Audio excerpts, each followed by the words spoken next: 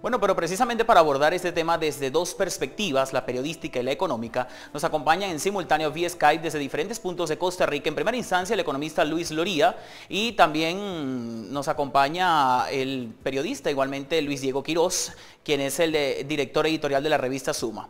Ambos Luises, muchas gracias por acompañarnos. Esta es la entrevista de los tres Luises. Bienvenidos. Muchas gracias a ustedes.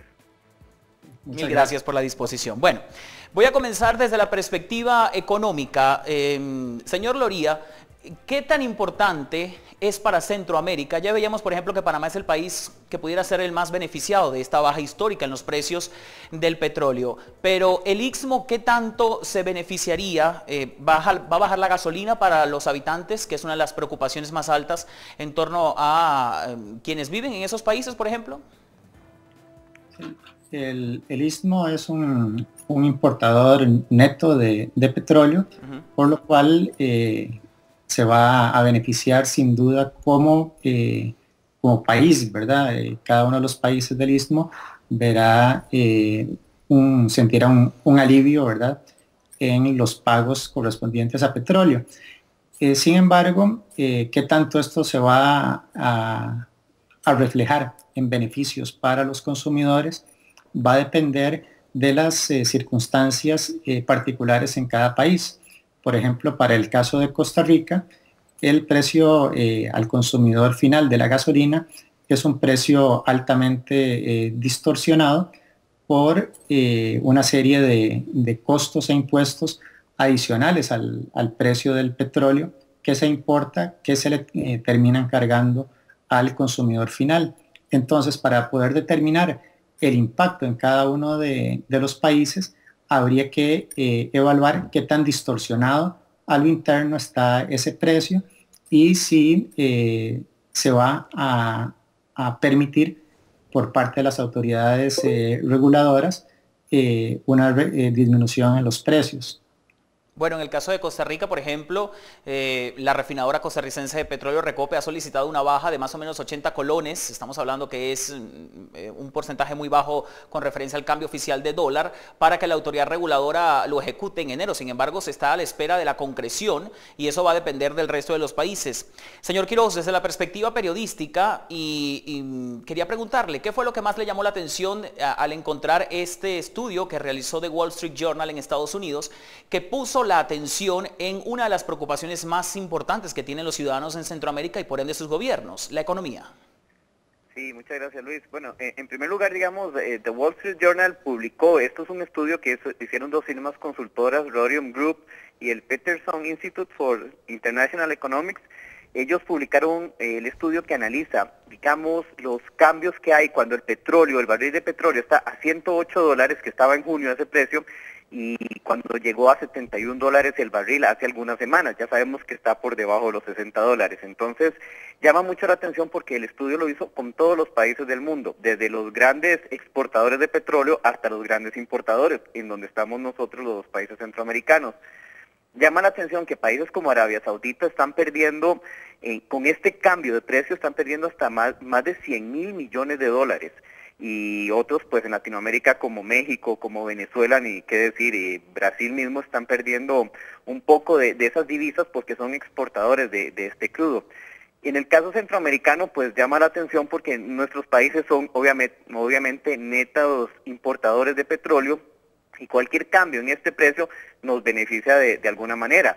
Llama, como usted bien lo dijo ahora en la nota, llama la atención Panamá, que pues este cambio le economizaría más o menos 1.380 millones de dólares. O en el caso de Costa Rica, 730 millones de dólares. Tal vez aquí la diferencia es que en estos países, en muchos de estos países, el petróleo también se utiliza para generar energía. En el caso de Costa Rica no diría, pero ¿por qué es tan poco? Debería ser más. Es por la matriz eléctrica, que en Costa Rica es la mayoría es renovable y casi no se utilizan hidrocarburos para producir energía. Pero eso de alguna manera lo que llama la atención, así los datos fríos, es que podemos salir ganadores. El provecho que le saque cada país a esta diferencia o a este beneficio en el precio, pues tocará de las políticas públicas, ¿verdad? Aquí ya el entorno internacional es favorecedor para nosotros. Lo que hay que hacer es pues aprovechar de alguna manera esto para que la población lo sienta y que también no piense que esto es algo eterno. Se dice que 2015 va a tener los precios muy bajos y en algún momento se habla de que van a bajar los 40 dólares el barril. Pero vamos a ver si es posible, porque todo depende de lo que pase en el Medio Oriente, depende de que Estados Unidos siga con ese ímpetu de producir y de explorar nuevas fuentes de petróleo. Entonces vamos a ver qué pasa en este 2015. Y también decisiones de la OPEP que aseguran reunirse hasta el primer semestre del año entrante, pero a otros países como Venezuela, por ejemplo, están requiriendo una reunión urgente a principios de 2015 para ver si se baja la cuota anual de petróleo y con esto poder impulsar una subida en los precios que a ellos tanto les perjudica. Señor Loría, me llama mucho la atención que usted mencionó cuando realizó su intervención que dependerá de las autoridades reguladoras de cada país centroamericano si se ve o no en el bolsillo de los ciudadanos de esas naciones las disminuciones en cuanto a los temas de costos como la gasolina, por ejemplo, o el diésel.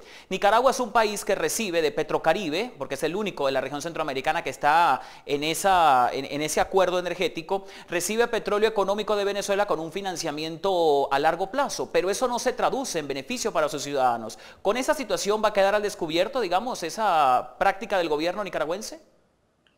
Sí, yo creo que es interesante tocar el tema del petróleo venezolano y en general del esquema de Petrocaribe. Hace poco revisaba un artículo de The Economist donde mostraba que los costos de extracción y producción de crudo en Venezuela estaban en estos momentos muy por encima de los precios de comercialización. Así que sería interesante ver por cuánto tiempo más se pueden mantener los subsidios, que son subsidios que no necesariamente terminan llegándole al consumidor final, sino que lo que hacen en varios de estos países, según me han comentado amigos en República Dominicana, que también opera bajo este esquema, es que básicamente el gobierno compra con tarjeta de crédito es como que si comprara con tarjeta de crédito el petróleo que consume, pero no se traduce en menores precios para el consumidor final, simplemente lo van a terminar pagando más adelante. Y por eso que, en definitiva, algunos consumidores y algunos países que tradicionalmente han sido importadores ven una esperanza precisamente en esta disminución de la factura por los bajos precios del petróleo. Señor Quiroz, desde la perspectiva de, por ejemplo, del informe que contempla The Wall Street Journal, se toca allí la importancia o lo sensible que es la economía para los países que son tradicionalmente importadores de hidrocarburos, como lo es Centroamérica, pero que para sus habitantes la coyuntura de los combustibles, la generación eléctrica, cuánto le llega, por ejemplo, el recibo de la luz o del servicio de electricidad, es uno de los puntos que más preocupa. Entonces, esto tiene una coyuntura que desencadena en que el ciudadano a pie se vea beneficiado. ¿Eso lo reza el informe? No lo dice. Pues la nota habla más claramente sobre los números exactos, digamos, de lo que va a ganar o va a perder cada país en el mundo. En teoría, no quiere decir que Costa Rica por estos 730 millones de alguna manera se va a trasladar directamente al consumidor. Eso no lo explica. Simplemente hablan del porcentaje del PIB que se pierde o se gana con este cambio de precio. Lo que hay otros artículos que hemos visto en otros medios, en The Economist principalmente, también analizan que el futuro de lo que viene, ¿verdad? Pues nosotros los países pequeños dependemos de lo que decían los grandes. Esto de la OPEP, pues es mala noticia para ellos y buena noticia para nosotros, pero es muy difícil que cualquier decisión de ellos vaya a cambiar lo que está ocurriendo en este momento, porque en realidad el gran jugador ahora es Estados Unidos, que está utilizando una nueva técnica que se llama fracking, que es pues explorar petróleo en territorio continental. Entonces yo creo que va a llegar el momento en que va a depender más de estos países y ya no de los miembros de la OPEP, para saber si va a bajar el precio. ¿Y cuáles son esos países, precisamente, cuáles son esos países que según el informe de The Wall Street Journal estarían siendo beneficiados y cuáles no ganan tanto de Centroamérica? Bueno, de Centroamérica todos. así de simple, todos vamos a ganar porque por los números, ¿verdad? Por la diferencia de números, porque todos dependemos del petróleo. En cuanto al porcentaje del PIB que se va a ganar, los grandes beneficiados serían Honduras, Nicaragua y Panamá, porque son en los que supera un 3% del PIB esa diferencia, pero ya como depende del tamaño de las economías, el gran ganador en este caso es Panamá con casi 1.400 millones de dólares de diferencia, seguido por Honduras por 780 millones y después Guatemala y Costa Rica. El que menos es Nicaragua, pero eso depende de la economía de Nicaragua, que es mucho más pequeña que el resto de las economías de la región.